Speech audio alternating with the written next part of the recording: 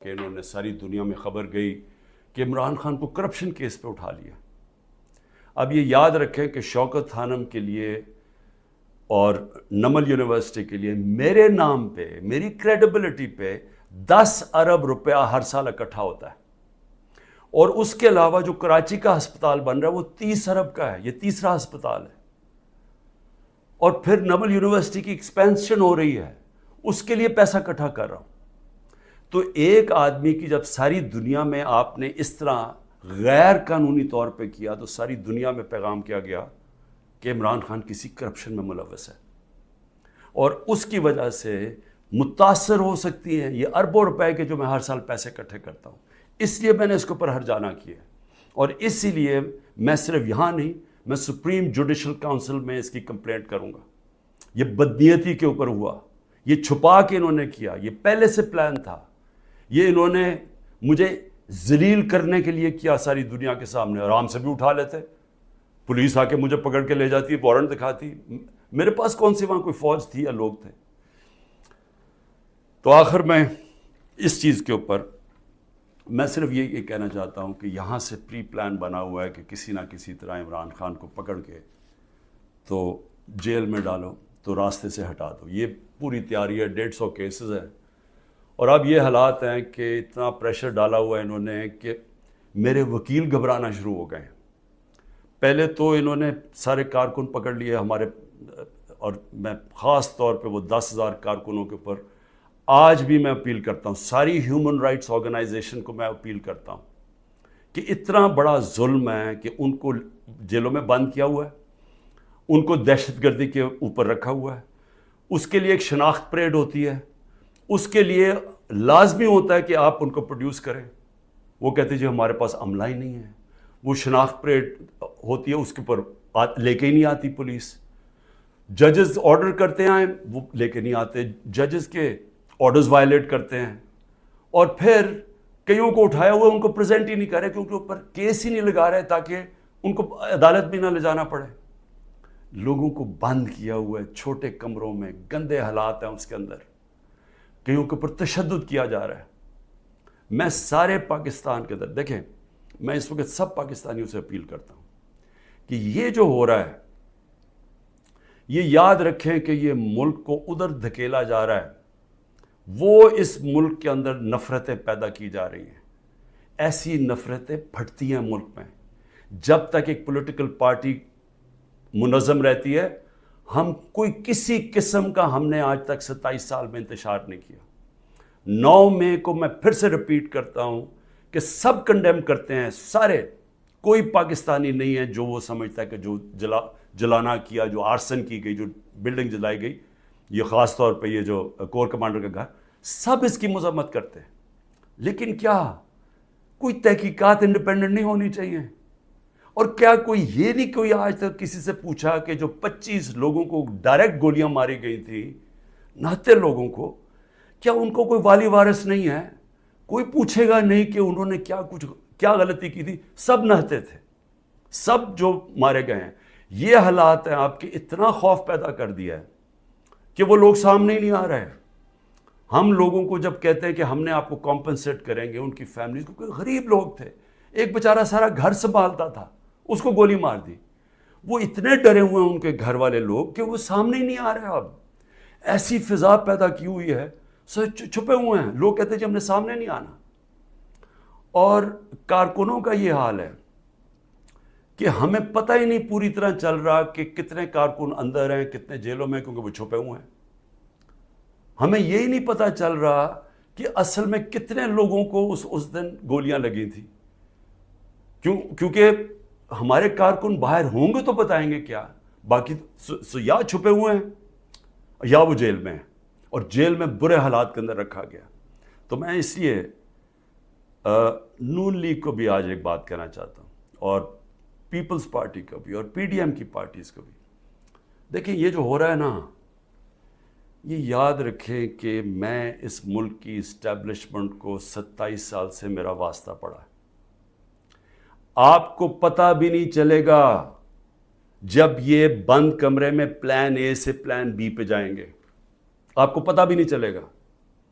تو جو آج آپ چپ کر کے یہ دیکھ رہے ہیں، یہ ظلم جو ہو رہا ہے، یہ آپ یہ سمجھ جائیں کہ یہ جب چینج ہوگا، کیونکہ چینج ہونا ہے، کیونکہ گورنمنٹ تو فیل ہو گئی ہے، اکانومی گر گئی ہے. آج جو ڈالر جس مارکیٹ کے اندر اوپن مارکیٹ میں 314 روپے کا ڈالر نہیں مل رہا، کیوں نہیں مل رہا؟ کیونکہ کسی کو سب کو اعتماد ہی اٹھ گیا اکانومی سے.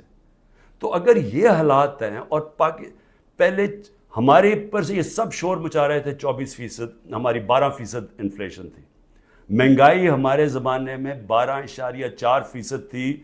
مہنگائی مارچ ہو گئی تھی. سارے ٹی وی شوز کے اوپر لوگوں کے پاس جاتے تھے، جی بتائیں کتنی مہنگائی ہے. آج کے فگرز مہنگائی کے 38% مہنگائی ہے، 3 گنا سے زیادہ ہے.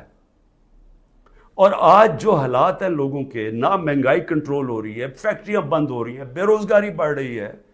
آگے انٹرنیشنل میڈیا کے لوگ، جو فائنانس کے لوگ ہیں، وہ سمجھ رہے ہیں کہ ڈیفالٹ کرنے جا رہا ہے پاکستان.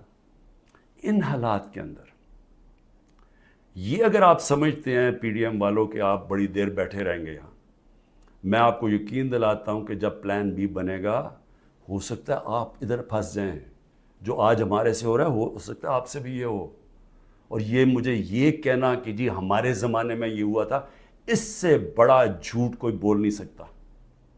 مجھے یہ بتائیں کہ ہمارے زمانے میں کب یہ ہوا تھا؟ کتنے لوگوں کو تشدد کیا گیا جیل میں؟ کتنے گھر توڑ کے اندر گھس کے عورتوں کے سامنے اٹھا کے لے گئے؟ اگر وہ آدمی نہیں ملا تو ان کے رشتہ دار اٹھا کے لے گئے. کتنے گھروں میں ایسے ہوا تھا؟ مجھے یہ آج تک بتائیں کہ ہم نے کتنے دہشت گردی کے کیسز کیے تھے. مریم نواز نے جا کے جب پتھراؤ کروایا تھا نیب کے اوپر، کتنے دہشت گردی کے کیسز ہوئے تھے. کس کے اوپر اس طرح کے 150 کیسز کیے گئے جو میرے پہ 4 کیسز میرے اوپر کیے گئے ہیں، کرمنل کیسز، جب میں نظر بند تھا 4 دن وہاں نیب جیل میں. تو جس طرح کی یہ آپ حرکتیں کر رہے ہیں اور یہ ہونے دے رہے ہیں حرکتیں، اور یہ کہہ کہ جی ہمارے زمانے میں یہ ہوتا تھا، یہ سمجھ جائیں کہ یہ بڑی جلدی چینج ہو سکتا ہے. یہ ابھی آپ بڑے خوش ہیں کہ جی تحریک انصاف، اس لیے نہیں کہ ہم نے آپ سے کوئی ظلم کیا تھا.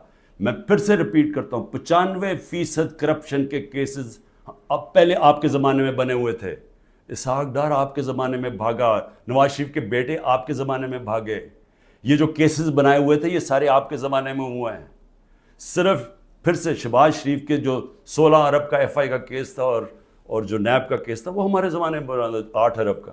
اور وہ میں آج بھی کہتا ہوں کہ اس سے کلیئر کٹ کیس ہے ہی کوئی نہیں. زمین کے قبضے جو چھڑوائے تھے وہ سارا لینڈ ریکارڈز کے دیکھ کے چھڑوائے تھے. ایک مجھے ادارہ، نہ پولیس آفیسر، کوئی آئی جی، کوئی مجھے آج ایف آئی اے کا آدمی مجھے ایک کہہ دے کہ میں نے کسی کے اوپر کہا کہ انتقامی کارروائی کرو، ایک مجھے بتا دے. کوئی مجھے بتائے جتنی ہم نے بھرتیاں کی ہیں وہ ساری میرٹ کے اوپر کی تھی. کتنے عمران خان کے رشتہ داروں کو امپورٹنٹ جگہوں پہ بیٹھے تھے. اور پھر میڈیا، ذرا میں میڈیا کے اوپر آ جاؤں، کیونکہ میڈیا میں ہمیں بڑی مار پڑی تھی سارا وقت. وہ گورنمنٹ، جس گورنمنٹ نے اس ملک کے اندر کرونا، دنیا مانتی تھی کہ کرونا کا سب سے زیادہ ڈیل اس کو سنبھالا، دنیا مانتی تھی. ہندوستان میں حالات دیکھ لیتے، ارد گرد ایران میں حالات دیکھتے جو ہمارے 2 نیبرز تھے، اور پاکستان میں حالات دیکھتے.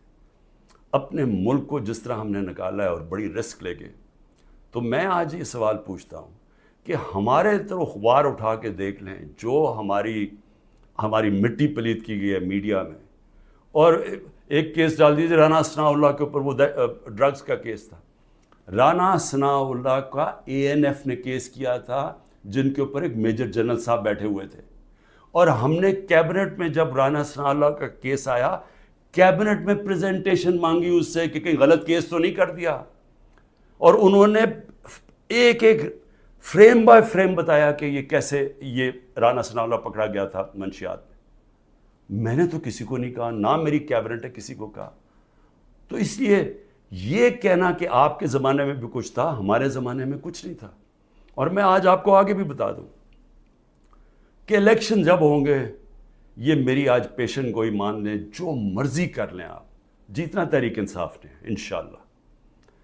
تو جب ہم آئیں گے، میں آج آپ کو انشاءاللہ ہم جب آئیں گے، میں آپ کو ابھی بھی یہ کہتا ہوں، میرے سے جو کیا ہے میں تو ان کو معاف کر دوں گا. مجھے قتل کرنے کی جنہوں نے کوشش کی میں معاف کر دوں گا، کیونکہ میں جو امتی ہوں وہ نبی صلی اللہ علیہ وسلم کا ہوں، اور انہوں نے اپنی ذات کے اوپر ہمیشہ معاف کر دیتے تھے. تو میری ذات کے اوپر جو بھی چیز ہے میں معاف کر دوں گا. جو میرے گھر میں ہوا، میری بیوی اکیلی گھر میں، جس طرح گھر میرا توڑا گیا باہر سے، جس طرح اٹھا کے لے گئے، مارا لوگوں کو میرے گھر میں آ کے، میرے گھر کے اوپر جو حملے کیے گئے، میں تو معاف کر دوں گا. لیکن مجھے بتائیں کہ جن لوگوں کے اوپر اس وقت تشدد ہوا ہے اور ہو رہا ہے، وہ جب نکلیں گے، یا جو اعظم سواتی سے ہوا یا جو شہباز گل سے ہوا، کیا وہ معاف کریں گے؟ کیا یہ جو عمران ریاض کو اٹھایا، یا جو ارشد شریف، یہ جس طرح اس کی کیا فیملی معاف کرے گی؟